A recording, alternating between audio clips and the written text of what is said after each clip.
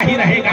آپ کے جیوتی بسو کے بعد آپ کے بعد اور کوئی کمیونسٹ کی سرکار آ جائے گی, بام پنتھیوں کی آ جائے گی, تب بھی آپ کو کٹورا لے کے بھیک مانگنا پڑے گا. آپ چاہو کہ ہم امام بن جائیں تو آپ نہیں بن سکتے ہیں, آپ چاہو تو آپ پریزیڈنٹ بن جاؤ تو نہیں بن سکتے ہیں. یہ الگ بات ہے کہ کوئی کم زہریلا ہے, کوئی زیادہ زہریلا ہے, بس یہ زہریلے سب ہیں ہمارے لیے, لیکن یہ الگ بات ہے کہ کوئی زیادہ زہریلا ہے, کوئی کم زہریلا ہے.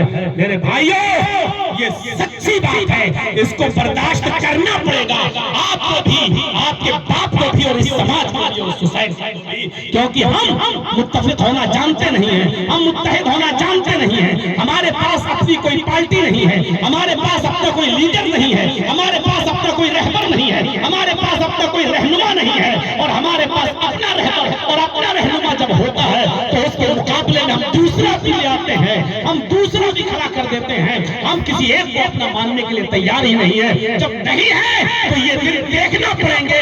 دیکھو, چاہے خوشی خوشی دیکھو یا رنج و غم اور عالم کے ساتھ دیکھو, لیکن یہ دن دیکھنا پڑیں گے. یہی دن دیکھنا ہمارا مقدر ہے, یہی ہماری قسمت ہے, یہی ہماری تقدیر ہے, یہی ہمارے بھوش میں لکھا ہے, یہی ہمارا نام اعمال ہے. میرے پیارے ساتھیوں, یہ دن ہمیں جو دیکھنا پڑ رہے ہیں وہ اپنی بے وفائی اور اپنی کمزوری سے ہمیں دیکھنا پڑا.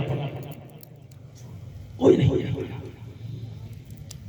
یہ دن دیکھنا ہمیں تو امن و امان قائم کرنا ہے, شانتی بحال کرنا ہے. اسلام وہ مذہب ہے جو انسانیت کا احترام کرتا ہے.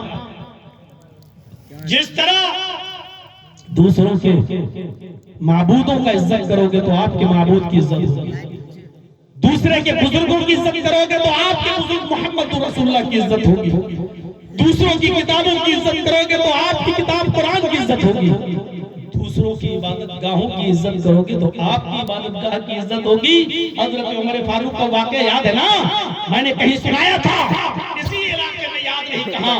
حضرت عمر فاروق جب بیت المقدس گئے فتح ہونے کے بعد, تو بیت المقدس سے پہلے یروشلم پڑتا ہے, اور یروشلم میں بیت المقدس ہے میں مانتا ہوں, لیکن بیت المقدس سے پہلے 10-12-15 کلومیٹر پہلے گرجا پڑتا ہے, عیسائیوں کا گرجا, بہت بڑا گرجا. جب وہاں پہنچے تو نماز کا ٹائم ہو گیا, وضو بنایا اور زمین پر ہی چادر بچھا لی. عیسائیوں نے کہا اس زمین پر آپ کیوں نماز پڑھ رہے ہیں, ہمارے گرجا میں چلیے اور نماز پڑھ لیجئے صاحب, ہم نے کوئی مورتی نہیں لگائی ہے. حضرت عمر نے کہا اگر مورتی نہیں ہے تو ہمیں نماز پڑھنے میں کوئی اعتراض نہیں. حضرت عمر اپنے ساتھیوں کے ساتھ چلے جاتے ہیں گرجا میں, دیکھتے کوئی مورتی نہیں ہے, دھو دیا گیا ہے گرجا, چٹائی بچھا لی, نماز پڑھنے والے ہیں لیکن نماز پڑھے نہیں, اللہ اکبر کہنے والے ہیں لیکن کہا نہیں. چٹائی اٹھائی اور باہر آ گئے, اور پھر اسی زمین پر باہر سڑک پر روڈ پر انہوں نے چٹائی بچھائی, اور آپ نے اور آپ کے غلام اسلم نے وہیں پر نماز پڑھی. آپ نے اور آپ کے غلام افلاح نے وہیں پر نماز پڑھ لی. عیسائیوں نے کہا ہم نے تو آپ کو اپنے گرجا میں اجازت دے دی تھی, پھر آپ نے باہر نماز کیوں پڑھی ہے؟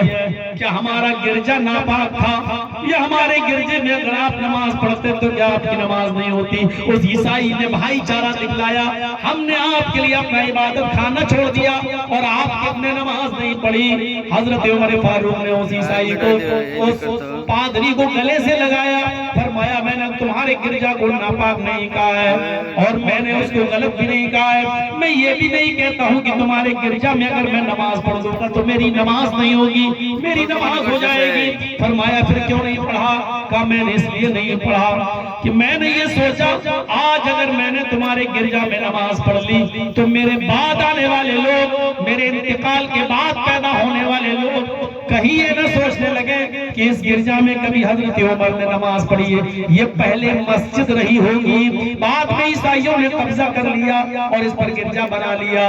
لہٰذا مسلمان جوش میں آ کر کہیں آپ کی گرجا کو توڑ نہ دیں، آپ کی گرجا کو کہیں آگ نہ لگا دیں اور یہاں پر اپنی مسجد نہ بنا لیں، کیونکہ جس جگہ گرجا ہوگا اس کو توڑ کر مسجد بنائی جائے گی تو وہاں ہماری نماز ہوگی نہیں، وہاں ہماری نماز جائز نہیں ہے۔ تو ہم نے یہ سوچ کر اس میں نماز نہ پڑھی کہ اے عمر آج تو نے اگر اس میں نماز پڑھ لی تو آنے والے مسلمان کہیں اس گرجا کو مسجد نہ سمجھنے لگے اور کہیں بعد میں اس گرجا کو توڑ کر ختم نہ کر دیں اور یہاں اپنی مسجد نہ بنا لیں۔ میرے ساتھیوں، میڈیا والوں، اگر تمہارے قلموں میں طاقت ہے تو لکھو اور جرأت ہے تو بیان کرو۔ اسلام وہ مذہب ہے جو ڈنکے کی چوٹ پر کہتا ہے کسی بھی جگہ مندر ہو، گرجا ہو، معبد ہو، چرچ ہو، اگر وہ پہلے سے ہے اس جگہ پر قبضہ کر لیا جائے یا اس جگہ کو توڑ دیا جائے اور اس پر کوئی مسجد بنائی جائے، اسلام واحد وہ مذہب ہے جو یہ کہتا ہے کہ اس مسجد میں تمہاری نماز نہیں ہوگی، پوری زندگی نماز پڑھو گے تو اس مسجد کے اندر تمہاری نماز نہیں ہوگی۔ میرے بھائیوں، بابری مسجد گئی تو گئی، ہمیں خوشی ہے اس بات کی کہ الحمدللہ جو ہم کہتے تھے وہی ہوا۔ سپریم کورٹ نے فیصلہ نہیں کیا، بیچ کا ایک راستہ بتا دیا۔ اللہ کی قسم، عدالتیں آستھا نہیں دیتی ہیں، عدالتیں رحم و کرم نہیں دیتی ہیں، عدالتوں کا کام ساکھ کی بنیاد پر فیصلہ کرنا ہوتا ہے اور یہاں فیصلہ نہیں ہوا ہے، یہاں بیچ کا نکالا گیا ہے۔ مندر کی جگہ، مسجد کی جگہ مندر کو دے کر اور اس کے بدلے میں 5 ایکڑ زمین دھنی پور کے اندر ایودھیا سے 25 کلومیٹر دور جا کر ہمیں دے دی گئی۔ ارے جب وہ ہماری زمین ہی نہیں، آپ مانتے ہو کہ وہ ہندو بھائیوں کی زمین ہے تو میرے بھائیوں ان کو دے دیتے، پھر ہمیں اس کے بدلے میں 5 ایکڑ زمین دینے کا مطلب کیا ہے؟ مجھے بتاؤ یہ کہاں کا انصاف ہے، یہ کہاں کا نیائے ہے، یہ کہاں کی بنیاد ہے؟ یہ 5 ایکڑ زمین آپ نے ہڈی ڈالی ہے ہماری طرف، کیا تم تو کتے ہو؟ تمہاری اوقات یہی ہے تم اتنے میں خوش رہو؟ اس کورٹ نے فیصلہ نہیں سنایا ہے، میں ڈنکے کی چوٹ کہتا ہوں، سپریم کورٹ نے بیچ کا راستہ نکالا ہے کہ بس اس مسئلے کو سلجھانے کا یہی ایک طریقہ ہے کہ جگہ ہندوؤں کو دے دی جائے اور مسجد کے لیے 25 کلومیٹر دور جا کر ایودھیا سے وہاں جا کر 5 ایکڑ زمین ان کو دے دی جائے۔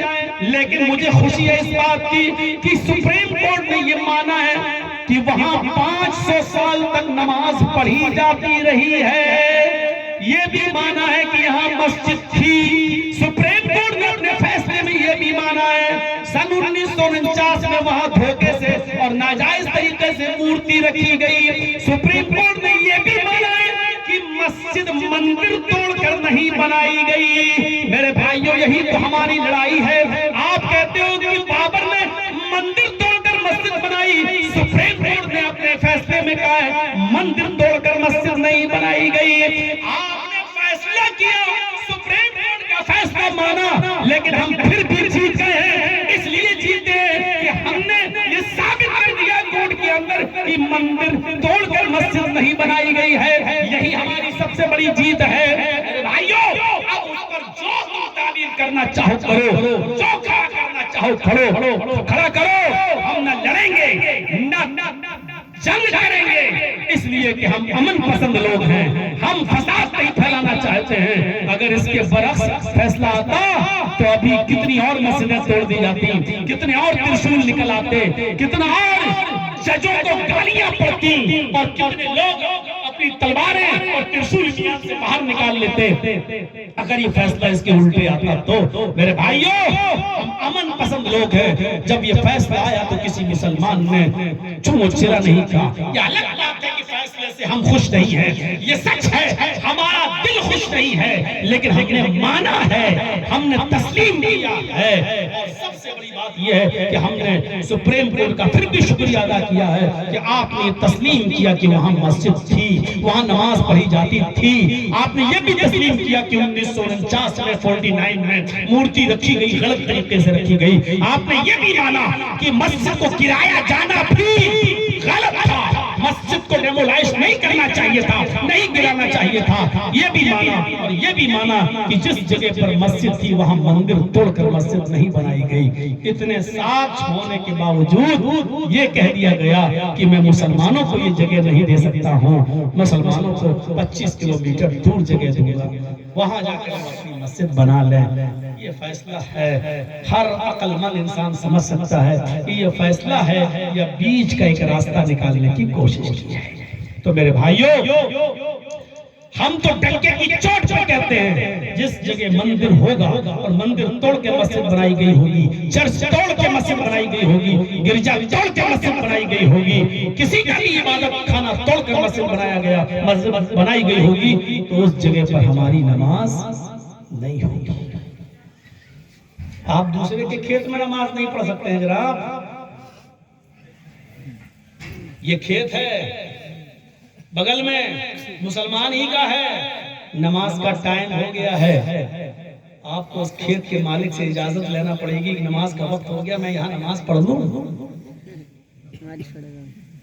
میں جانتا ہوں کہ وہ کچھ نہیں کہے گا، لیکن پھر بھی آپ کو اجازت لینا پڑے گی، کیونکہ نماز پڑھنا عبادت ہے، اور عبادت کسی کی بھی زمین پر بنا اس کی اجازت کے نہیں آپ پڑھ سکتے ہیں۔